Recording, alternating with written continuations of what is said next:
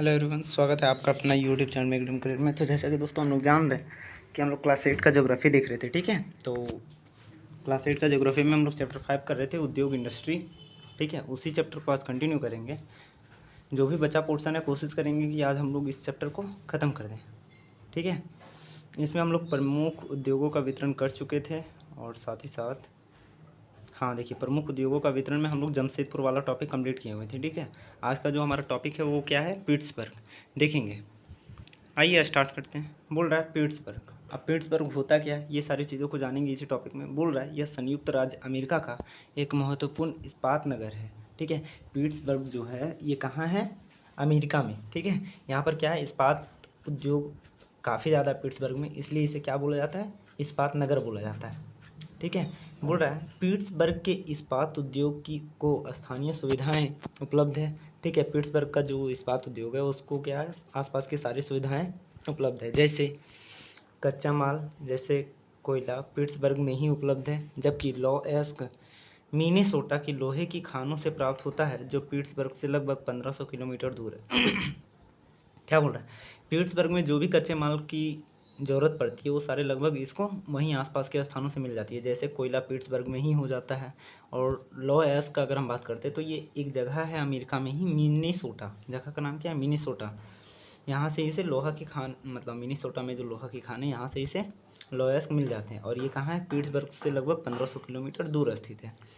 बोल रहा है इन खानों और पिट्सबर्ग के बीच नौ परिवहन का सर्वोत्तम मार्ग है, ग्रेट लैक्स जलमार्ग आता है, ठीक है। यहाँ पर क्या है, मतलब जो भी पानी वगैरह की जहाज़ें होती है ये सारे अच्छे खासे चला करते हैं, ठीक है। बोल रहा है यह एस के नौ परिवहन हेतु सस्ता मार्ग है। यहाँ पर क्या होता है, नौ परिवहन, नौ परिवहन मीन्स नाव वाला जो परिवहन होता है, मीन्स जहाज़ वगैरह, ठीक है। ये क्या है, जहाज़ वगैरह के लिए सस्ता मार्ग है। ग्रेट लैक्स से पिट्सबर्ग क्षेत्र तक लॉएस्क रेलगाड़ियों से लाया जाता है, ठीक है। क्या बोल रहा है कि ग्रेट लैक्स मीन्स जो झील वाला एरिया है जो अमेरिका में, ठीक है, वहाँ से पिट्सबर्ग का जो क्षेत्र है वहाँ पर लॉएस्क कैसे लाया जाता है, तो रेलगाड़ियों से। और बाकी उधर से जो 15 किलोमीटर दूर से आता है वहाँ से कैसे आता है, तो जहाज़ वगैरह से आया करता है। बोल रहा है ओहियो, मोनोगेला एंड एल्गनी नदियों से प्राप्त जल प्राप्त होता है, ठीक है, पर्याप्त जल प्राप्त होता है। क्या बोल रहा है, 3 नदियों की चर्चा है यहाँ पर, ओहियो, मोनोगेला और एल्गनी नदी, ठीक है। इन्हीं तीनों नदियों से यहाँ पर क्या होता है, जल मिलता है। किसको, पिट्सबर्ग को। बोल रहा है आज पिट्सबर्ग में बहुत कम बड़ी इस्पात मिल है, ठीक है। आज का अगर बात करते तो पिट्सबर्ग में उतने ज़्यादा इस्पात की मिल, मतलब बड़े बड़े इस्पात की मिल नहीं है। ये मिल पिट्सबर्ग के ऊपर मोनोगेला और एल्गनी नदी की घाटियों में तथा पिट्सबर्ग के नीचे ओहियो नदी के सहारे स्थित है। ये अभी भी इन्हीं तीनों नदियों पर डिपेंडेंट है। जैसे ऊपर की ओर बात करते हैं तो 2 नदियों पर आधारित है, कौन कौन सा, मोनोगेला और एल्गनी नदी, और नीचे में ओहियो नदी पर। बोल रहा परिष्कृत इस्पात स्थल और जल दोनों मार्गों द्वारा बाजार में भेजा जाता है। और जो भी चीज़ इस्पात वगैरह से उत्पादन होता है वो सारी चीज़ जल रास्ता से और फिर स्थल मार्ग से, मतलब स्थल मार्ग और जल मार्ग दोनों रास्तों से क्या किया जाता है, बाजार तक भेजा जाता है। बोल रहा पिट्सबर्ग क्षेत्र में इस्पात मिलों के अतिरिक्त कई अन्य कारखाने हैं। पिट्सबर्ग में इस्पात उद्योग के अलावा भी बहुत सारे कारखाने, जैसे रेल पटरी उपकरण और भारी मशीनों के उत्पादन में इस्पात का प्रयोग कच्चे माल के रूप में करते हैं, ठीक है। यहाँ पर कच्चे माल वगैरह का उपयोग करते हैं किस चीज़ों के लिए, तो रेल की पटरी वगैरह बनाने के लिए। अगला जो उद्योग है हमारा, सूती वस्त्र उद्योग। क्या है, सूती वस्त्र उद्योग। बोल रहा है धागे से कपड़े की बुनाई एक प्राचीन कला है। हम लोग जानते हैं कि आज से कई सालों पहले धागे की बुनाई हाथ से किया जाता था, ठीक है। मीन्स पहले चरखे में क्या किया जाता था, सूत काटा जाता था, फिर उससे फिर कपड़े की बुनाई की जाती थी। मतलब ये कला जो है काफ़ी पुरानी है। बोला कपास, ऊन, सिल्क, जूट और पटसन का प्रयोग वस्त्र निर्माण में होता है। किन सारी चीज़ों का प्रयोग होता है, तो है कपास है, ऊन है, सिल्क है, जूट है और पटसन है। बोला उपयोग में लाए गए कच्चे माल के आधार पर वस्त्र उद्योग का वर्गीकरण किया जा सकता है। और यही सारे प्रोडक्ट के बेसिस पे कपड़ों का क्या किया जाता है, वर्गीकरण, डिवीज़न किया जाता है। जैसे रेशे वस्त्र का उद्योग कच्चे माल है, ठीक है। जैसे रेशे वस्त्र उद्योग जो है ये भी एक प्रकार का कच्चा माल है। रेशे प्राकृतिक या मानव निर्मित हो सकते हैं। रेशा जो होता है ये या तो प्रकृति से प्राप्त होगी या मानव द्वारा भी इसे बनाया जा सकता है। प्राकृतिक रेशे ऊन, सिल्क, कपास, लिनन और जूट से प्राप्त किए जाते हैं। प्राकृतिक रेशे कहाँ से प्राप्त किए जाते हैं? तो ऊन से, सिल्क से, कपास, लिनन और जूट से। बोल रहा मानव निर्मित रेशों में नाइलोन, पॉलिस्टर, एक्रिलिन और रेयॉन शामिल है। ठीक है, ये 4-5 जो बताए जा रहे हैं ये सारे क्या है? मानव निर्मित हैं।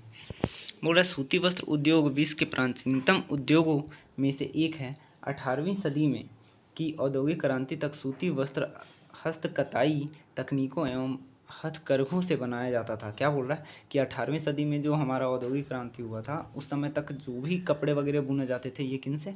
हथकरघों के द्वारा और हाथ से बुने जाते थे। बोल रहा 18वीं सदी में पावरलूम ने पहले ब्रिटेन में और बाद में विश्व के अन्य दूसरे भागों में सूती वस्त्र उद्योग के विकास को आगे बढ़ाया।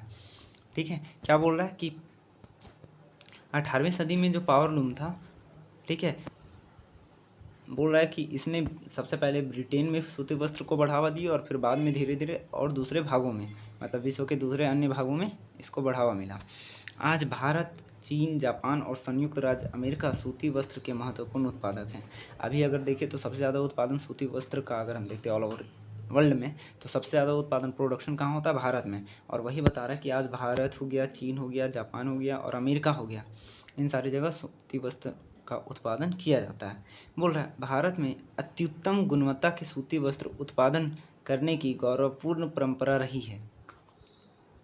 भारत में शुरू से ही सबसे अच्छा, सबसे ज़्यादा गुण वाला या फिर सबसे बढ़िया सूती वस्त्र का उत्पादन करने के लिए या फिर उत्पादन करने का परंपरा भारत का रहा है शुरू से ही।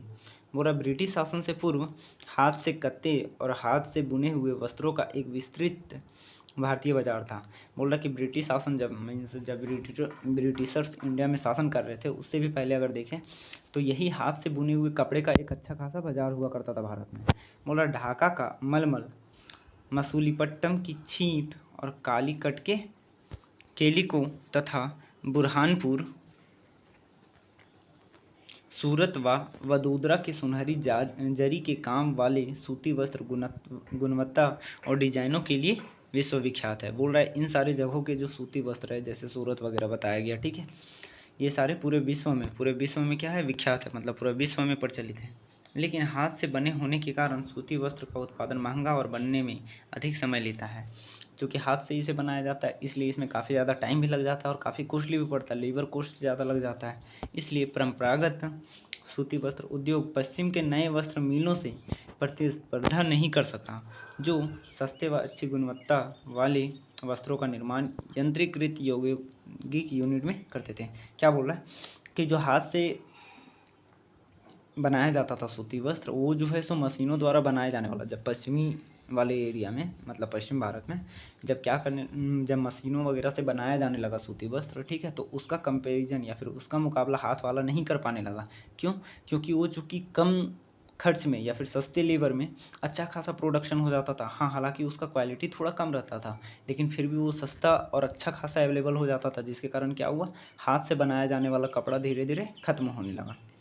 बोला पहली सफल यंत्रीकृत वस्त्र मिल मुंबई में 1854 ईस्वी में स्थापित की गई। देखिए इस तरह का एमसीक्यू में पूछ सकता है क्वेश्चन कि सबसे पहली सफल यंत्रीकृत वस्त्र मिल उद्योग कब और कहाँ इस्टेब्लिश की गई थी? तो कब किया गया था? 1854 में। और कहाँ किया गया था? मुंबई में। बोल रहा उष्ण आर्द्र जलवायु, मशीन या आयात के लिए पतन, कच्चे माल की उपलब्धता और दक्ष श्रमिक इस प्रदेश में इस उद्योग के द्रुत फैलाव में सहायक रहा। ठीक है, मतलब इस उद्योग का फैलाव में ये सारी चीज़ मतलब सहायक रहा, सहायता किया। क्या क्या? तो कच्चे माल की उपलब्धि करना, मशीन आयात के लिए तैयार होना या फिर पतन का व्यवस्था करना।